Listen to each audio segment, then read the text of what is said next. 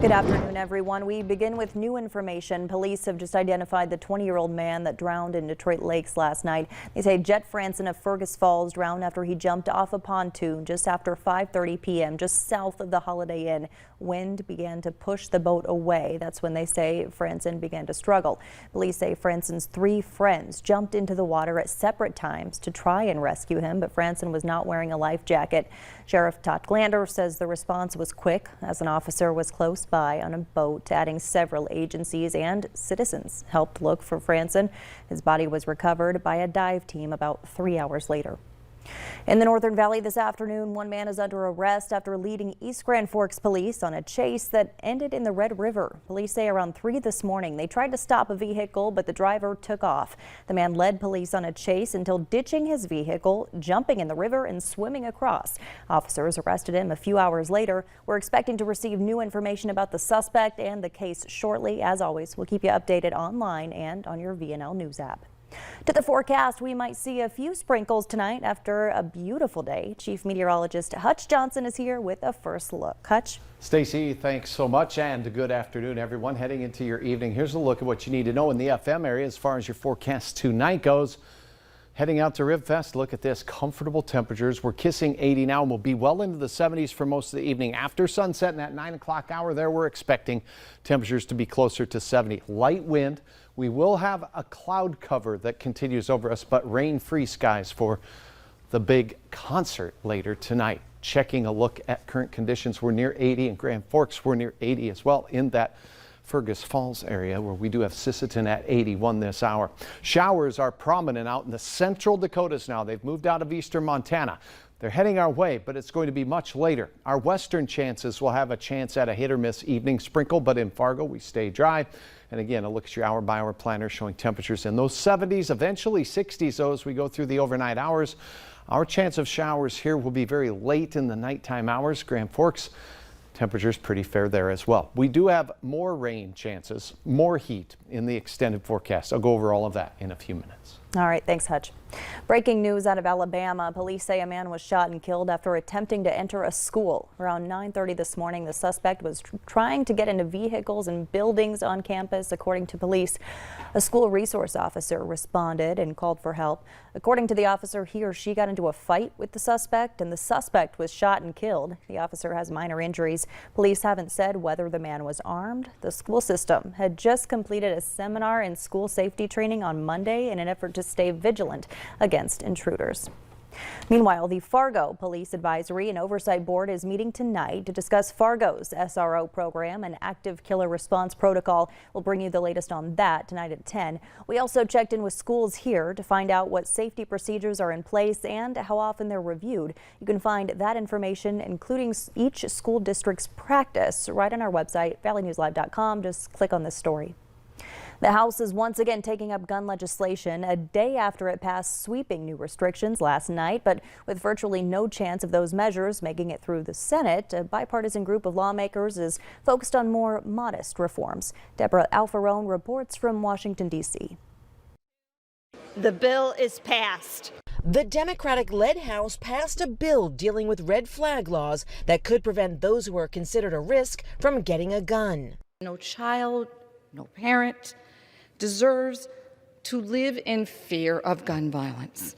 Opponents said the legislation violates the Second Amendment and prevents people from defending themselves. Democrat bills that we've heard this week want to take away my right to protect my grandchildren. Last night, the Democrat-led House passed legislation that raises the purchasing age for semi-automatic weapons to 21, bans large-capacity magazines, and requires safe storage of guns. But with little chance in the Senate, a bipartisan group of lawmakers is focused on more modest reforms around background checks, mental health, and school safety.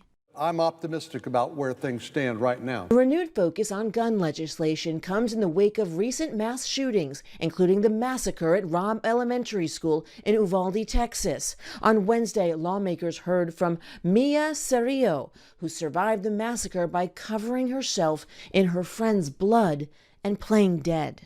Do you feel safe at school? Why not? because I don't want it to happen again. Mia's family, along with the parents of victims and other survivors, asked lawmakers to act so that the loss of their loved ones aren't in vain. Deborah Alfarone, CBS News, Washington. 19 states and the District of Columbia currently have red flag laws under the House bill. A judge could issue an order to temporarily remove and store the firearms until a hearing can be held to determine whether the firearms should be returned or kept for a specific period. U.S. troops are testing new remote-controlled weapons in Europe as the war rages in Ukraine. It's part of a strategy to help protect allies in the region against any Russian aggression. The U.S. Army is testing robotic weapons like this combat vehicle. The war in Ukraine has spurred the need for these kinds of weapons, with both sides suffering heavy losses since Russia invaded, and U.S. troops are getting ready in case Russia goes after a NATO ally. Instead of sacrificing all 4 of my men initially, or 6 of my men out there, I can send this up front first, do the probing, get the positive identification at other tanks. Now, part of the U.S. mission in Europe is to make sure these robotic weapons can work effectively alongside U.S. allies. But to do that, they have to get the weapons to the front lines. The same goes for supplies. And it's equally as dangerous for Ukrainians who are trying to access those supplies. Officials say 10,000 civilians trapped in a city under Russian attack in the east cannot be evacuated.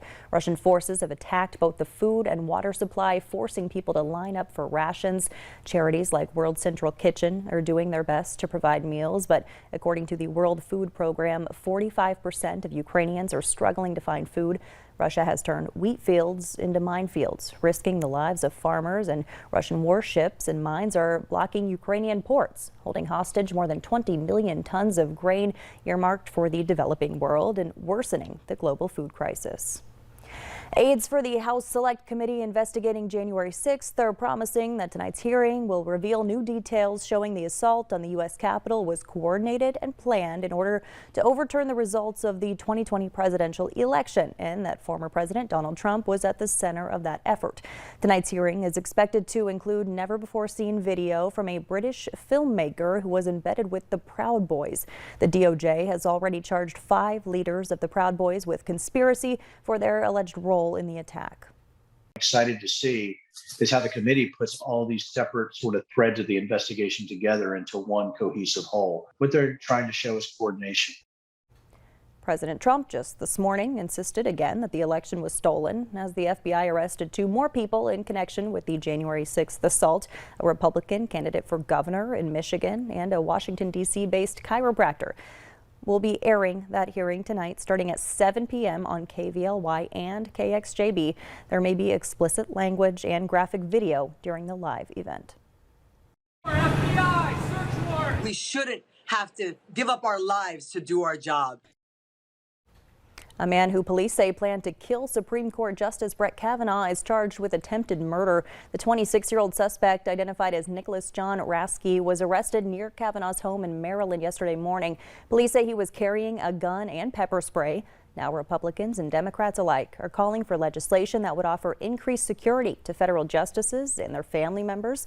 The Senate unanimously passed such a bill last month, but it's stalled in the House. Young children are the only group of Americans not yet eligible to get COVID-19 vaccines, but White House officials say federal authorization may come next week. Millions of COVID-19 vaccine doses from both Pfizer and Moderna have been ordered for kids ages 6 months to 5 years old. The CDC Advisory Committee is scheduled for next Friday and Saturday, with a decision expected shortly after. New evidence shows some babies born shortly before and during the pandemic may be developmentally behind. According to studies, these babies may have delays in talking, walking, and interacting. Researchers and physicians say unpredictable access to health and child care and limited exposure to the outside world are all factors. Studies also show that pandemic babies vocalize less than pre-pandemic babies because of increased screen time and mask wearing. British researchers have created a special gel which could be used to help repair damage caused by heart attacks. Michael George tells us the testing is still early, but it shows promise. This is a microscopic view of mice heart cells, still beating and swimming in a gel made of stem cells. These heart cells are healthy, but researchers at the University of Manchester believe the stem cell gel could be used to heal damaged heart tissue following a heart attack. Once delivered to the heart, it stayed in the heart and it remained there for 2 weeks. The gel also kept the regenerating stem cells alive and functioning. In the past, surgeons have tried to repair heart tissue by injecting stem cells not encased in gel into the heart, but the cells have not survived. It's looking like a very promising kind of the way that it would stay there and be able to hold the cells there for long enough for them to kind of integrate into the heart. The next step for researchers will be to inject the stem cell gel into mice heart cells damaged by a heart attack.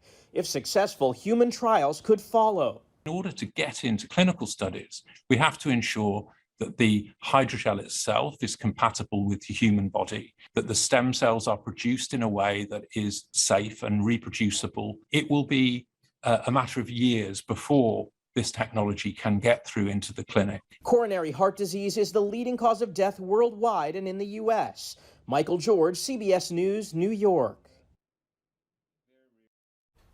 Researchers say the best way to keep a healthy heart is to prevent heart disease in the first place with a healthy diet, exercise, stress management, and avoiding all forms of tobacco.